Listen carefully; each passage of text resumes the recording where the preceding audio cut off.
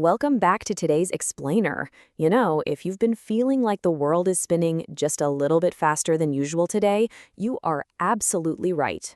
July 17th, 2026 has proven to be a tremendously heavy, incredibly complex day in global news. From intense military escalations and sweeping domestic policy shifts to historic diplomatic breakthroughs and, quite frankly, undeniable natural disasters, we are looking at a world in total flux. But hey, don't worry, we are going to make sense of all this noise. We're taking a fast-paced, structured tour through the top 15 headlines of the day, breaking down exactly what is happening out there and, more importantly, why it matters to you. Okay, let's dive into this. Here is our roadmap for organizing today's chaotic events into some digestible trends. We'll be covering 1. The US-Iran conflict escalating. 2. US elections and visa policy. 3. Global diplomatic and legal shifts. And 4. Extreme weather hitting North America. Starting right off with Section 1, the US-Iran conflict escalates. 6. That stark number represents the sixth straight day of U.S. military strikes inside Iran. And according to announcements from officials in Tehran, the physical toll here is really mounting. We know at least 8 people have died after U.S. forces targeted civilian infrastructure, which included a railway station and 6 bridges. These strikes have also caused such severe damage to the regional power grid that Iran's energy ministry actually had to issue an emergency call for citizens to dramatically conserve power. But this conflict isn't just happening from the air. It is absolutely about physical containment on the water as well.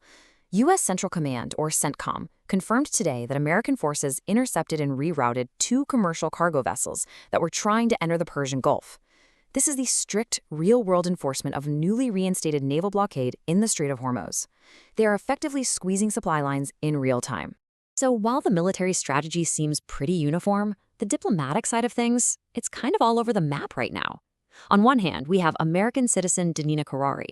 President Donald Trump announced today that she has finally been freed after being held in Iran on espionage charges since 2024. And that release was formally verified by her international human rights lawyer, Jared Genser. But on the flip side of that exact same coin, British national Craig Foreman is facing the opposite reality. An Iranian court actually added 2 years to his original 10-year sentence as punishment for communicating with external media. Foreman and his wife Lindsay are now on a severe hunger strike. It is a really vivid, stark contrast that shows just how volatile diplomatic leverages are right now. Yet despite 6 days of strikes, a naval blockade, and all those hostage complexities, we got this statement today. Iranian Parliament Speaker Mohammad Bagher Ghalibaf explicitly noted that ceasefire negotiations aimed at ending the war have not officially closed. So amidst all this intense physical warfare, this specific quote actually provides a very rare but crucial glimmer of diplomatic hope that back-channel talks are still fighting for a resolution. Let's move to our next segment and see how this builds into domestic issues with Section 2, U.S. elections and visa policy. First up on the home front, sweeping new visa restrictions enacted by the Trump administration. These rules heavily target international students, cultural exchange visitors, and foreign journalists. And we aren't just talking about a minor bureaucratic update here. This is triggering immediate, massive concerns across university boards who heavily rely on international enrollment, not to mention global media networks who depend on cross-border journalism. The global flow of talent and information is basically being actively bottlenecked. Meanwhile, the domestic political temperature is definitely spiking. In a highly controversial primetime national address, President Trump laid the groundwork for potential midterm interference by publicly casting doubt on U.S. election validity. We are seeing 2 very distinct narratives emerge from this. Supporters point directly to his cited concerns regarding voting integrity. On the other hand, critics and media analysts have countered that the specific documents cited during the speech simply did not support those claims. Regardless of where you stand on the issue, this address fundamentally alters the political atmosphere heading right into election season. And we're already seeing the actual rules of the game being thrown into flux at the state level. In Kansas, Attorney General Chris Kobach is appealing to the state Supreme Court to quickly overturn a judge's order. That order had originally preserved a 3-day post-election day arrival grace period for mail-in ballots. What you should really take away from this is the timing. This legal challenge is happening just weeks before the August primary. It perfectly illustrates how both the rhetoric and the actual physical mechanics of voting are highly contested battlegrounds right now. Broadening our lens for a moment, let's jump into Section 3, global diplomatic and legal shifts. So the crucial point here is just how massive and diverse these international milestones are today. It's like a domino effect around the world.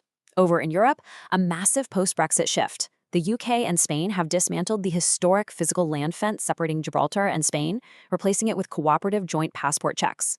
In France, a historic legislative move, as the National Assembly gave final approval to a controversial right-to-die bill. This legally allows lethal medication for adults with incurable illnesses under strict supervision. Moving over to Africa, the Democratic Republic of the Congo has established an international legal council to formally seek state reparations for victims of decades of war crimes in its eastern region. Over in Asia, a Kathmandu district court in Nepal handed down significant prison sentences to two former top ministers for their role in forging documents in a huge Bhutanese refugee resettlement scam. And finally, in Morocco, prominent independent journalist Ali Lomrabet was released following intense interrogation over alleged defamation of state figures, though authorities did note his criminal investigation remains highly active. In literally a single day, we've seen borders erased, medical ethics rewritten, and major accountability measures enacted across the globe. Which brings us to our final theme, Section 4. Extreme weather hits North America. We are looking at two absolutely massive, completely contrasting weather crises affecting millions of people at this very moment. Down in Texas, they are dealing with unprecedented, ground-level catastrophe. Record-breaking rainfall has triggered severe flash floods. We are talking about entirely submerged highway networks, intense ongoing emergency rescue operations, and tragically, multiple fatalities as floodwaters trap residents. But up north, it's a completely different story. While Texas deals with water, the U.S. Eastern Seaboard and Midwest are dealing with fire, or rather, the fallout from it.